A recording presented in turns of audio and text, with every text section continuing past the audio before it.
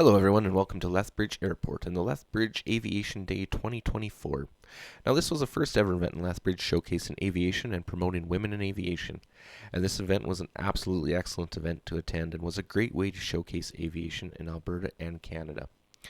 The event featured a career fair that included a number of aviation employers in the aviation industry, including the Royal Canadian Air Force, Sunwest Aviation, Air Canada, Nav Canada, WestJet, Excel Flight Training, Westwind Airspray, Mountain View Helicopters, Sprint Private Aviation, and many more.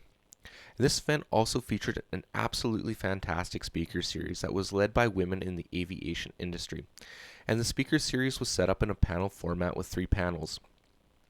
Panel 1 included Dina Jamaz, Air Traffic Controller with Nav Canada and the President of Alberta Air Tours, Jennifer Dandy, the Project Director at Modalis Infrastructure Partners, and Janice Kirkham, a flight nurse and Clinical Operations Manager with Stars Air Ambulance.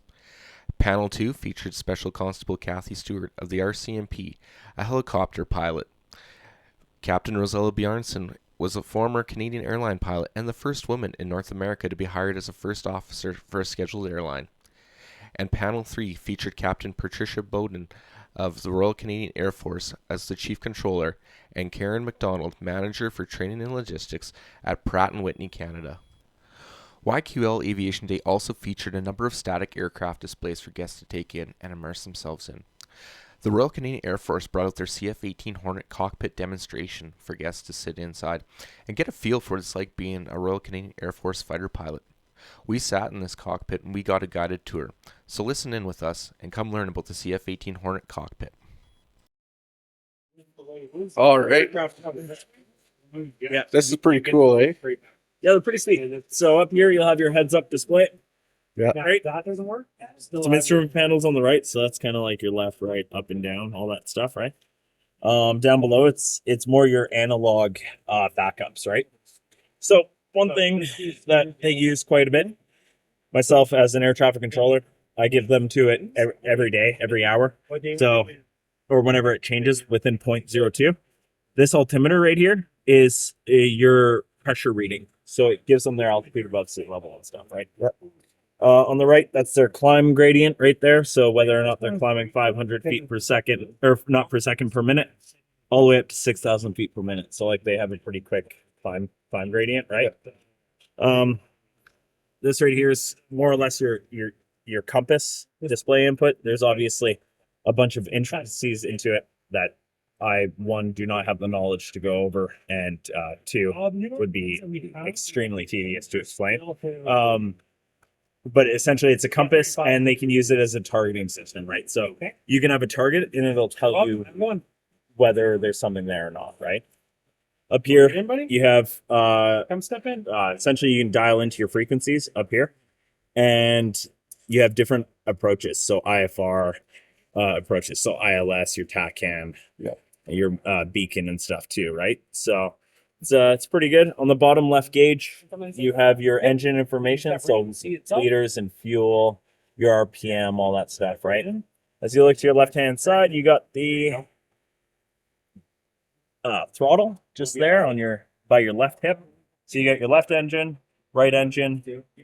They can go from off to idle to mid to max, right?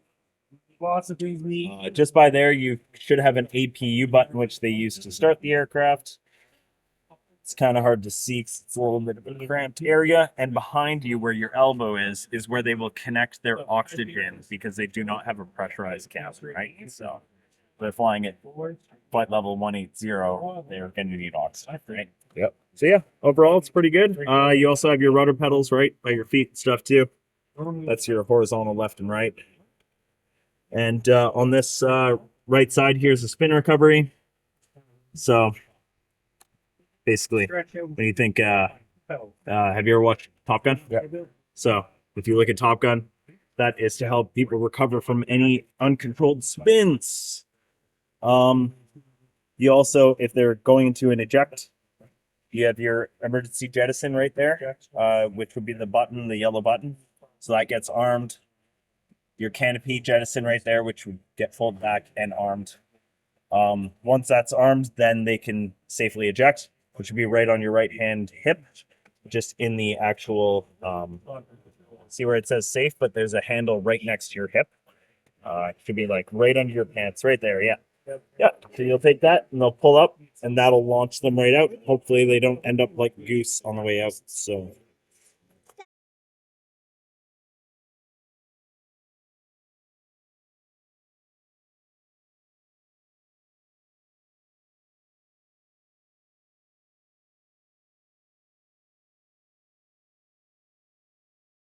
Holy moly.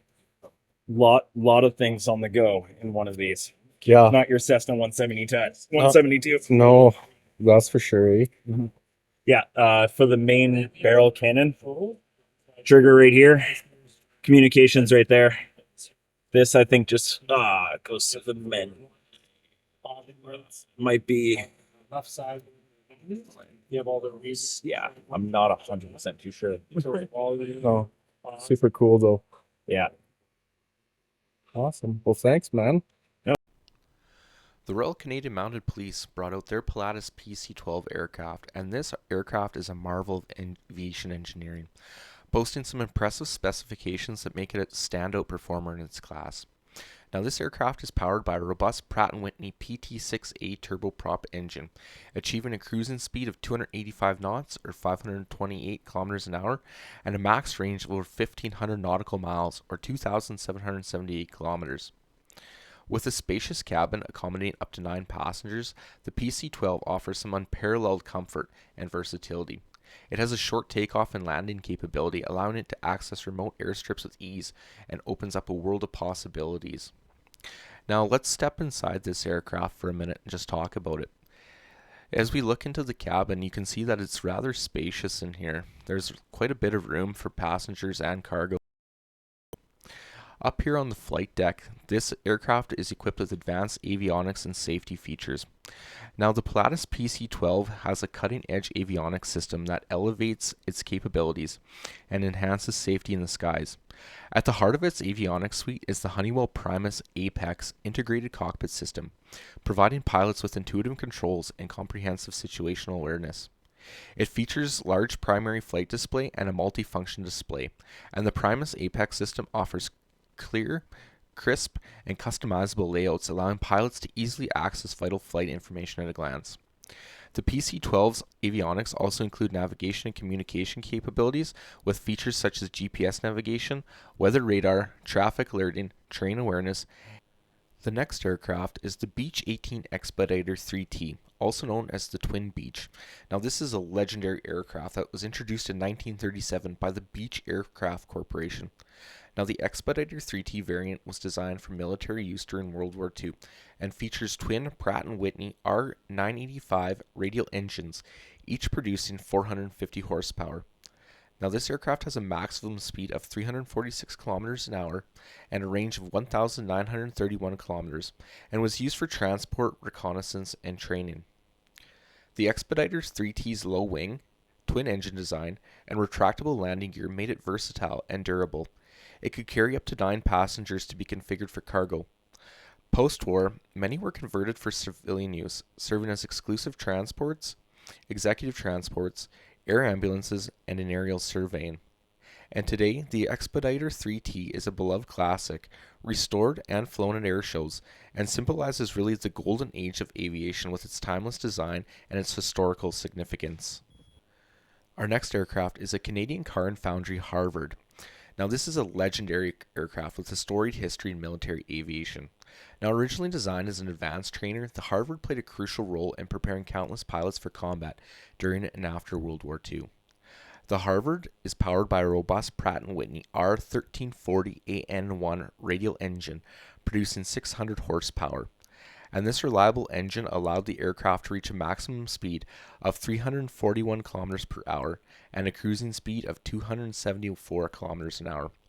It has a range of 1,207 kilometers, and the Harvard was well suited for extended training missions. One of the defining features of it is its rugged all-metal construction, which provided durability and longevity.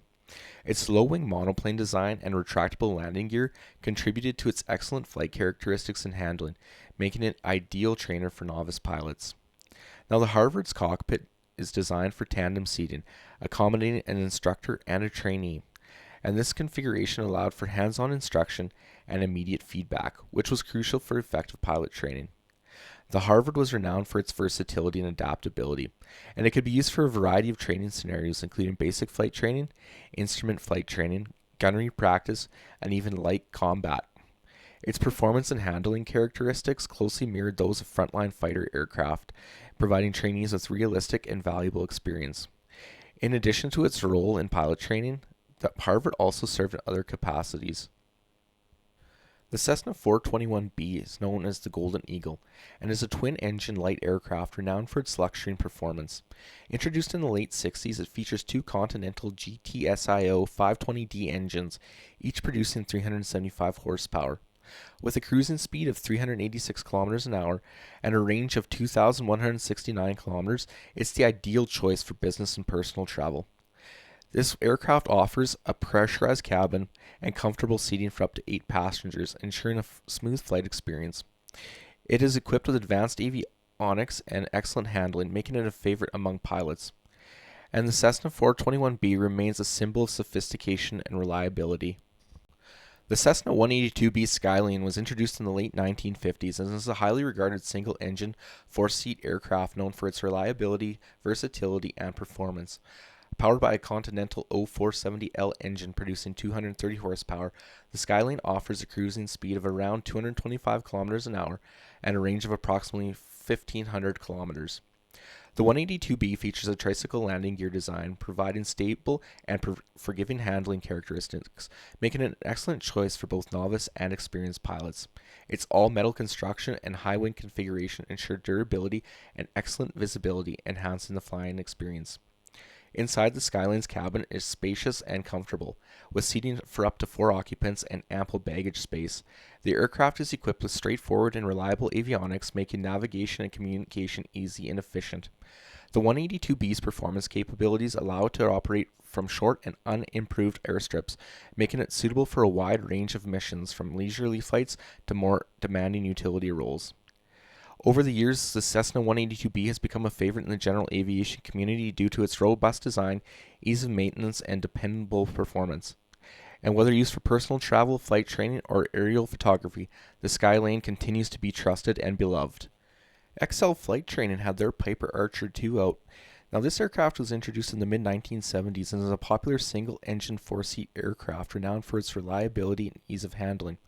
It's powered by a Lycoming 0360 engine producing 180 horsepower and offers a cruising speed of 232 kilometers an hour and a range of 1,000 kilometers.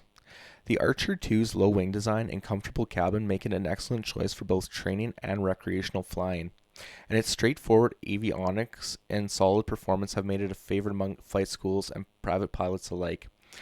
Now, the cockpit of the Piper Archer II is designed for efficiency and comfort, featuring a straightforward layout and reliable avionics, and includes a dual control yoke, clear instrument panel, and comfortable seating for up to 4 occupants. Westwind Air Spray brought out their AT504 air tractor. Now, this is a specialized agricultural aircraft renowned for its durability, versatility, and advanced training capability. It's powered by a Pratt & Whitney PT6A 34AG turboprop engine, producing 750 horsepower, and the AT504 boasts impressive performance with a cruising speed of 257 kilometers an hour and a range of 1,000 kilometers. It's designed primarily for agricultural use, and the AT504 features a robust airframe and a spacious tandem cockpit which can accommodate an instructor and a trainee or a second crew member. Now, this makes it an excellent platform for pilot training and for agricultural operations. And the aircraft is equipped with state-of-the-art avionics and spray systems, ensuring precise and efficient crop dusting and aerial application. The AT504's high payload capacity and advanced spray technology make it ideal for various agricultural tasks, including crop dusting, fertilization, and pest control. And its rugged construction allows it to operate from rough and unpaved airstrips. The Van's RV-12 is a popular light sport aircraft designed for both recreational flying and practical use, reflecting Van's aircraft's commitment to performance, simplicity, and affordability. Introduced in the mid-2000s, the RV-12 is powered by a Rotax 912 ULS engine delivering 100 horsepower. With a cruising speed of 213 kilometers an hour and a range of approximately 1,200 kilometers, it's suitable for a variety of flying adventures. The RV-12 also boasts a modern avionics suite, typically including a full glass cockpit with advanced navigation and communication systems. Additionally, the RV-12 is known for its ease of assembly. Available as a kit, this aircraft can be built by amateur constructors in a relatively short time. Its affordability and low operating costs make it an attractive option for those seeking a high-quality personal aircraft without breaking the bank. Overall, the van's RV-12 combines efficiency, reliability, and modern technology, embodying the spirit of light sport aviation, and its blend of performance, comfort, and accessibility continues to make it a favorite among aviation enthusiasts around the world. We leave you now with the CC-130 Hercules from the Royal Canadian Air Force. Used predominantly for search and rescue, this aircraft is based out of 17-wing Winnipeg. Thanks for watching and enjoy.